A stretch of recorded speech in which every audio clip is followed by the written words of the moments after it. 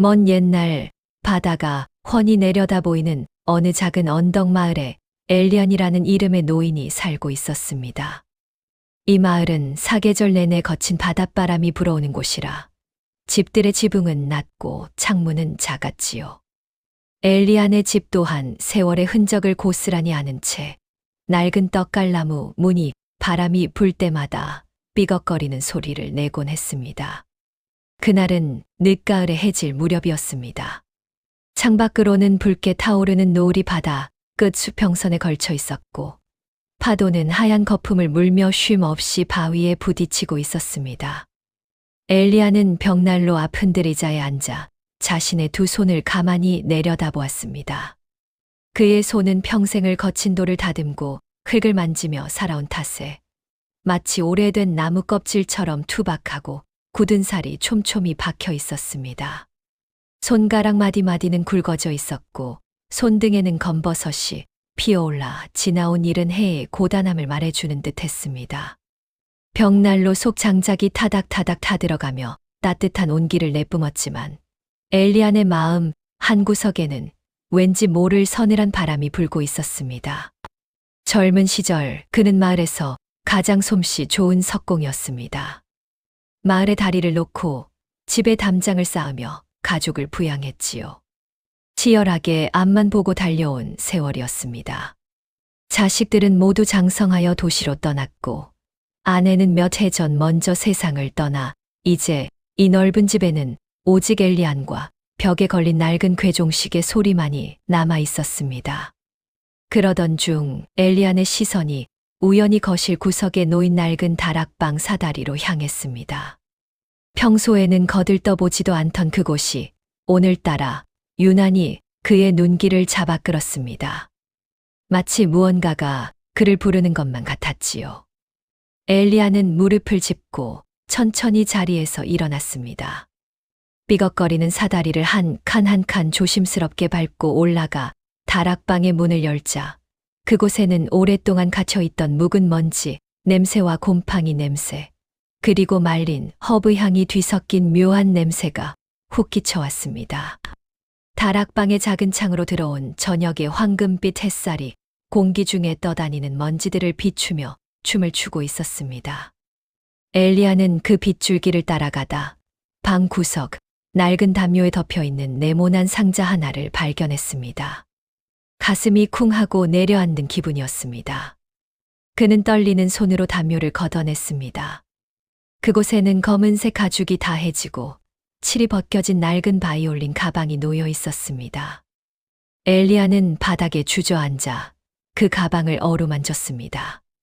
손끝에 닿는 차가운 가죽의 감촉이 전율처럼 온몸으로 퍼져나갔습니다. 무려 50년이었습니다. 이 가방을 열어보지 않은 지 50년이라는 세월이 흘렀던 것입니다. 20살의 엘리야는 가난했습니다. 음악가가 되고 싶다는 꿈은 배고픈 현실 앞에서 사치에 불과했지요. 동생들의 학비와 병든 어머니의 약값을 위해 그는 바이올린 활 대신 무거운 망치와 정을 들어야 했습니다. 이제는 내 손이 너무 굳어버렸어. 엘리야는 혼잣말로 중얼거리며 고개를 저었습니다. 하지만 그의 손은 이미 가방의 녹슨 잠금 장치를 열고 있었습니다. 딸깍하는 소리와 함께 가방이 열리자 붉은 벨벳 천 위로 고요히 잠들어 있던 바이올린이 모습을 드러냈습니다. 줄은 느슨하게 풀려 있었고 몸통에는 뿌연 먼지가 앉아 있었지만 50년 전 그가 그토록 사랑했던 악기의 우아한 곡선은 여전했습니다. 그는 조심스럽게 바이올린을 들어 올렸습니다. 생각보다 훨씬 가벼웠습니다. 평생 돌덩이만 들고 살았던 그의 손에는 마치 깃털처럼 느껴졌지요. 엘리야는 주머니에서 손수건을 꺼내 악기에 쌓인 먼지를 닦아내기 시작했습니다. 쓱쓱 천이 나무에 스치는 소리가 다락방의 정막을 깨웠습니다. 먼지가 거치자 세월을 머금은 나무의 짙은 갈색 빛깔이 은은하게 드러났습니다. 송진 냄새가 코 속으로 스며들자 잊고 있었던 젊은 날의 열정이 가슴 깊은 곳에서 꿈틀거리는 것이 느껴졌습니다. 그는 느슨해진 줄을 감아 조율을 시도해 보았습니다. 팩을 돌리는 손가락에 힘이 잘 들어가지 않아 애를 먹었습니다. 팅, 팅. 처음에는 둔탁하고 불안한 소리가 났습니다. 음은 맞지 않았고 오랜 시간 방치된 혀는 거칠었습니다. 하지만 엘리야는 포기하지 않고 귀를 기울이며 아주 미세하게 줄을 조이고 풀기를 반복했습니다. 그의 이마에는 어느새 송글송글 땀이 맺혔습니다. 마침내 활을 들어 현 위에 올려놓았습니다. 심장이 귓가에서 쿵쿵거리며 뛰었습니다. 50년 만에 다시 잡아보는 활이었습니다. 굵어진 손마디와 굳은 살 때문에 활을 쥐는 그립감은 예전과 전혀 달랐습니다. 낯설고 어색했습니다. 과연 소리가 날까? 내 손이 기억하고 있을까? 두려움이 앞섰습니다. 엘리야는 숨을 크게 들이마신 뒤 천천히 활을 그었습니다. 기익. 기대와는 달리 날카롭고 거친 쇳소리가 다락방을 울렸습니다. 아름다운 선율 대신 찢어지는 듯한 소음이 났지요. 엘리야는 얼굴을 찌푸리며 활을 내려놓았습니다. 역시 안 되는 걸까? 7순이 넘은 노인이 무슨 주책인가 싶은 자괴감이 밀려왔습니다. 그는 창밖을 바라보았습니다.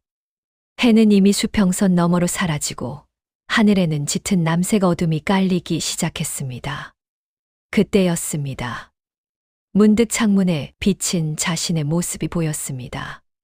굽은 등의 흰 머리, 주름진 얼굴.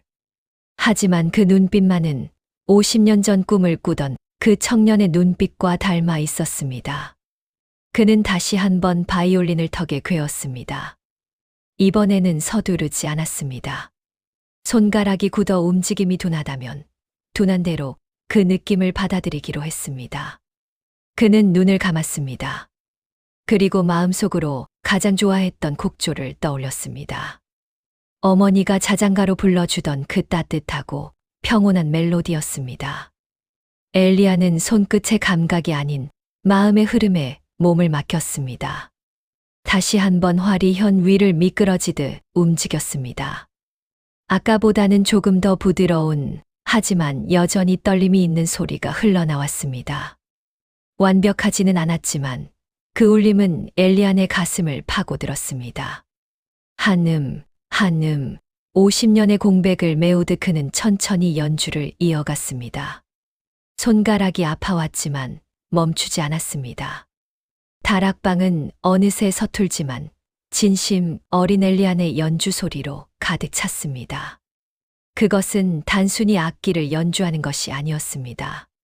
지난 50년 동안 가슴 깊이 묻어두었던, 포기해야만 했던 자신의 꿈을 위로하는 의식이었습니다. 그렇게 한참을 연주하고 눈을 떴을 때 엘리야는 자신의 볼을 타고 흐르는 뜨거운 눈물을 느꼈습니다. 슬픔의 눈물이 아니었습니다. 그것은 잃어버린 줄 알았던 나를 다시 만난 기쁨, 그리고 늦었다고 생각한 지금이 어쩌면 가장 아름다운 시작일지도 모른다는 벅찬 감동의 눈물이었습니다. 엘리야는 창문을 활짝 열었습니다.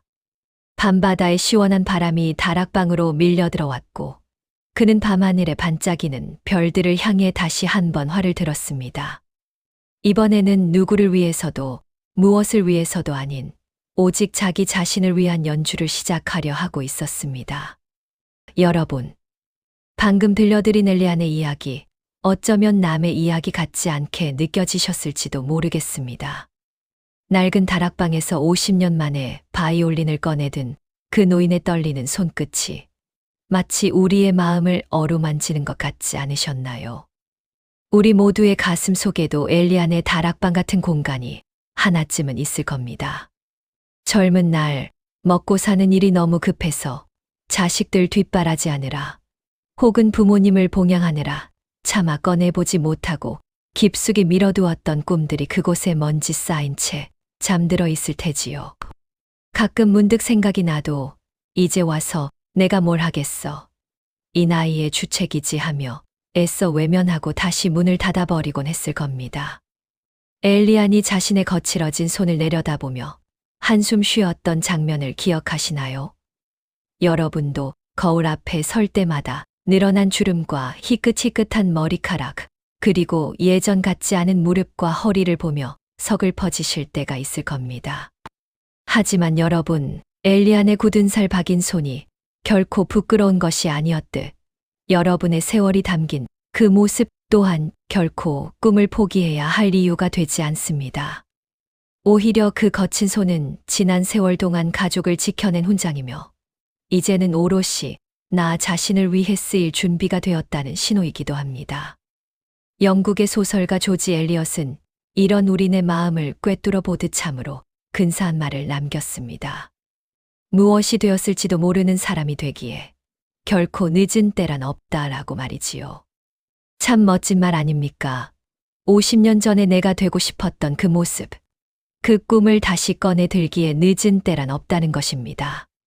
그때는 가족을 위해 바이올린을 내려놓아야 했지만 지금은 누구의 눈치도 볼 것 없이 서툴면 서툰 대로 나만의 연주를 할 수 있는 자유가 우리에게 주어졌으니까요. 물론 두려움이 앞설 수도 있습니다. 엘리안이 처음 활을 그었을 때 났던 그 찢어지는 쇳소리처럼 처음 다시 시작할 때는 실수도 하고 엉성할 수 있겠지요. 남들이 비웃으면 어쩌나 괜한 고생만 하는 건 아닐까 걱정도 되실 겁니다. 하지만 우리는 더 이상 결과로 증명해야 하는 젊은이가 아닙니다. 우리는 과정 그 자체를 즐길 자격이 있는 나이입니다. 잘하지 않아도 괜찮습니다. 그저 내가 좋아하는 것에 몰입하는 그 순간의 기쁨, 그 설렘이 중요한 것이지요. 나니아 연대기를 쓴 작가씨. S. 루이스도 우리 같은 시니어들에게 용기를 주는 말을 했습니다. 당신은 새로운 목표를 세우거나 새로운 꿈을 꾸기에 결코 너무 늙지 않았다라고요. 예전에는 성공이 목표였다면 지금 우리의 목표는 행복과 체험입니다. 텅 빈 집에서 느끼는 외로움을 고독이라는 우아한 시간으로 바꿀 수 있는 힘은 바로 내 안에 잊혀진 꿈을 다시 찾아내는 데서 나옵니다. 미국의 국민 화가로 불리는 그랜마 모지스라는 할머니를 아시는지요? 그녀는 평생 농장 일을 하며 자수나 놓던 평범한 할머니였지만 관절염으로 바늘을 들기 어려워지자 76세라는 나이에 처음 붓을 들고 그림을 그리기 시작했습니다. 그리고 101세로 세상을 떠날 때까지 수많은 사람에게 감동을 주는 화가가 되었지요. 그녀는 생전에 이렇게 말했습니다. 사람들은 늘 내게 늦었다고 말했어요. 하지만 사실 지금이야말로 가장 좋은 때입니다. 여러분, 76세의 붓을 든 그녀처럼 70대에 다시 활을 잡은 엘리안처럼 오늘 여러분의 다락방 문을 한번 열어보는 건 어떨까요? 그곳에 50년 전 문학소녀가 꿈꾸던 시집이 있을 수도 있고 멋진 가수가 되고 싶었던 청년의 기타가 있을 수도 있겠지요. 혹은 세계 지도를 펴놓고 낯선 곳으로 떠나고 싶어 했던 모험가의 배낭이 있을지도 모릅니다. 지금 당장 그 먼지를 털어내세요. 손이 떨려도 좋고 눈이 침침해도 좋습니다. 중요한 건 여러분의 심장이 다시 뛰기 시작한다는 사실입니다. 50년 전 포기했던 것은 실패가 아니라 인생의 이막을 위해 잠시 보관해둔 보물이었다는 것을 기억해 주셨으면 합니다. 오늘 밤 여러분의 꿈은 어떤 소리를 내며 깨어날지 참으로 기대가 됩니다. 나이라는 숫자는 그저 우리가 살아온 시간의 두께일 뿐 가슴 속 열정의 온도를 식히지는 못한다는 사실을 꼭 기억해 주십시오. 앞으로도 더 좋은 이야기로 다가갈 수 있도록 구독과 좋아요, 알림 설정해 주시면 더 없는 기쁨과 큰 힘이 되겠습니다. 여러분의 건강과 마음의 평화를 늘 기도하겠습니다. 감사합니다.